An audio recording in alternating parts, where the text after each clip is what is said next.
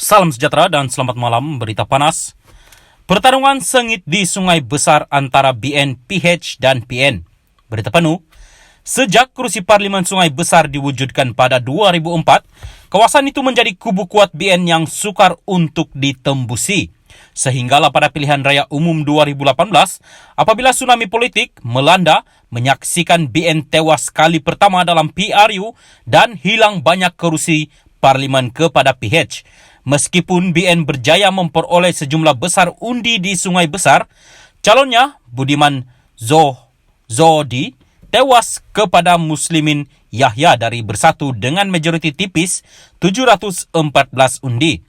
Daripada 28 pusat daerah mengundi PDM, kemenangan Muslimin kebanyakannya disumbangkan oleh undi dari 12 PDM.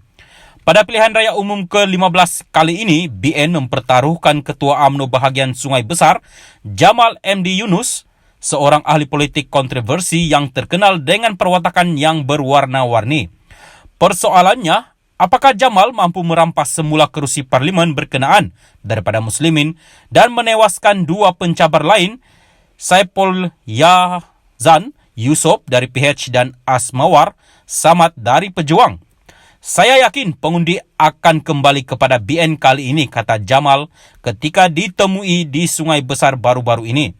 Setelah Pakatan Harapan memberikan harapan yang tiada penghujung, pengundi di PDM ini yang menang dengan pelbagai janji dan manifesto mereka, tetapi akhirnya tiada satu perubahan dibuat, wakil rakyat yang menang Muslimin melompat kepada PN. Saya nak ingatkan bahawa kerajaan yang berjanji ketika memerintah 22 bulan dan 17 bulan adalah orang yang sama. Semestinya nelayan-nelayan dan pengundi di PDM ini tahu siapa yang mereka akan undi, katanya. Jamal sebelum ini merupakan pemimpin gerakan baju merah yang pernah mencuri perhatian apabila mengadakan protes berkaitan isu air dengan memakai tuala mandi di pejabat kerajaan negeri Selangor di Shah Alam pada 2016. Ketika ditemui, ahli politik itu yakin ramai pengundi Cina akan kembali menyokong BN. Ia mungkin sesuatu yang agak ironi memandangkan Jamal dilihat sebagai seorang pemimpin ultra Melayu. Sebagai contoh, dia pernah mengetuai perhimpunan balas menentang bersih serta memecahkan botol bir untuk membantah Better Beer Festival pada 2017. Pun begitu, Jamal berkata imej yang ditonjolkan terhadapnya hanyalah propaganda PH dan dia yakin masyarakat Cina di Sungai Besar lebih mengenali dirinya.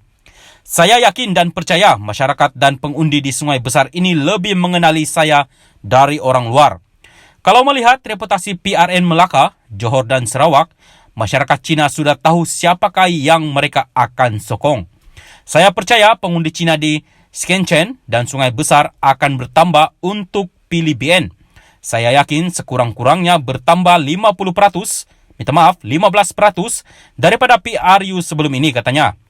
Sungai Besar merupakan kawasan pilihan raya di mana 68,97% pengundinya adalah Melayu, diikuti Cina 28,78%, India 1,98% dan lain-lain 0,27%. Kawasan parlimen itu terdiri daripada dua dun, Sungai Panjang dan yang disandang oleh Adun UMNO dan Skenchen yang disandang oleh DAP. Tinjauan Malaysia kini mendapati sokongan kepada parti-parti yang bertanding rata-ratanya mengikut garis perkauman. Ramai pengundi Cina menyatakan sokongan mereka kepada PH disebabkan keyakinan terhadap DAP yang menjadi salah satu parti komponen dalam gabungan itu. Mereka juga tidak mempunyai keyakinan terhadap BN dan calonnya kerana tidak menjaga kepentingan kesemua kaum. Di Skenchen ini saya ingat merah, Pakatan Harapan menang. Pekan Sungai Besar Melayu banyak sokong BN, kata seorang lagi penjual ikan di pasar Skenchen yang hanya dikenali sebagai Lon. Ditanya mengapa dia tidak menyokong BN atau PN, Lon yang berusia 40 tahun berkata, dia tidak kisah jika mana-mana parti menang, asalkan mereka boleh bekerja untuk rakyat. Pun begitu, dia menyatakan keraguan terhadap Jamal. Dia buat something bolehlah, buat kerja tak boleh punya. Susah pengundi Cina mahu sokong. sebab dia punya otak ingat Melayu saja. Dia tak ada jaga Cina. Kalau dia otak sama jaga semua orang, dia okey tambahnya.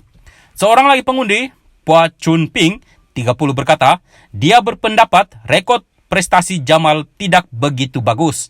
Kalau tanya saya, tak undi Jamal. Dia punya sikap, dulu punya pasal lah. Saya tak suka dia punya sikap, kata penjual ikan itu. Sementara itu, pengundi muda dari masyarakat Cina yang akan mengundi kali pertama juga dilihat cenderung menyokong PH seperti mana ahli keluarga dan rakan mereka. Heng Kai Ping, 22 berkata, saya akan undi Pakatan Harapan kali ini kerana ramai orang Cina sokong.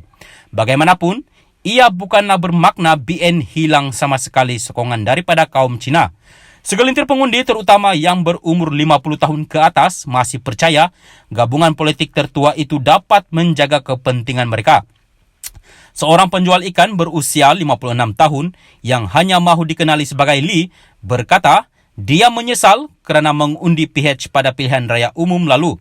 Katanya ini kerana PH gagal mengotakkan janji sepanjang 22 bulan berkuasa dan langkah Sheraton pada 2020.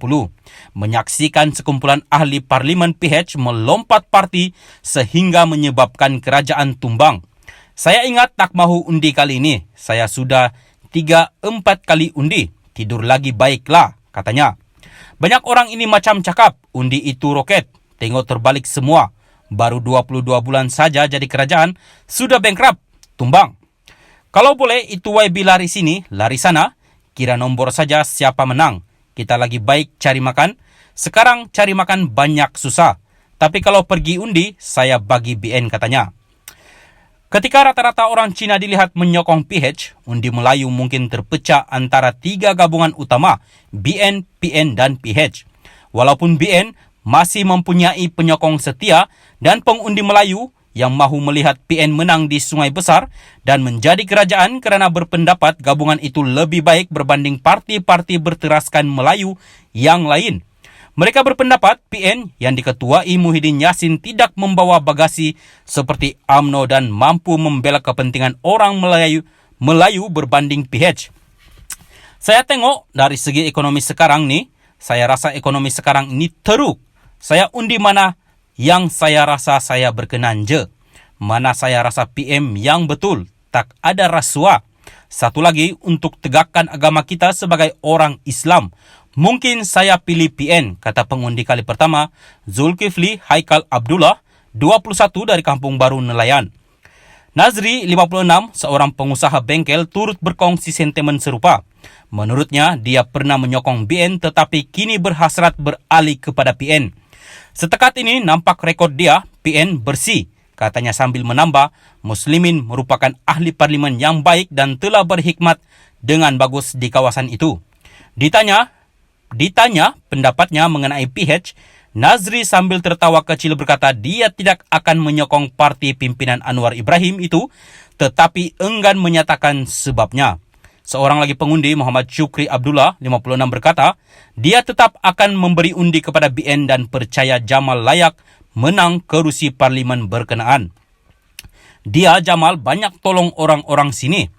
Kali ini, pengundi Cina saya rasa akan sokong barisan. Banyak janji PH tak buat, ujarnya.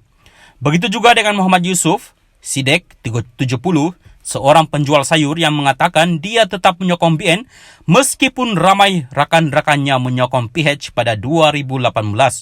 Yusuf berkata dia juga mengenali Jamal secara pribadi dan calon BN itu juga pernah membantunya sebelum ini. Justru Yusuf percaya BN kini lebih baik berbanding dahulu. Dulu pemimpin yang jahat kan, yang tak betul, tapi sekarang PM baru ini mungkin okey, katanya.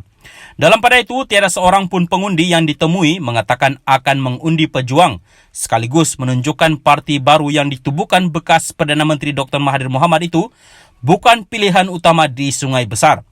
Pada minggu terakhir sebelum hari mengundi, pertarungan sengit dijangkakan antara BN, PH dan PN, namun Pejuang mungkin terpaksa bergelut untuk menyelamatkan wang deposit. Terima kasih, teruskan dengan channel ini. Terima kasih.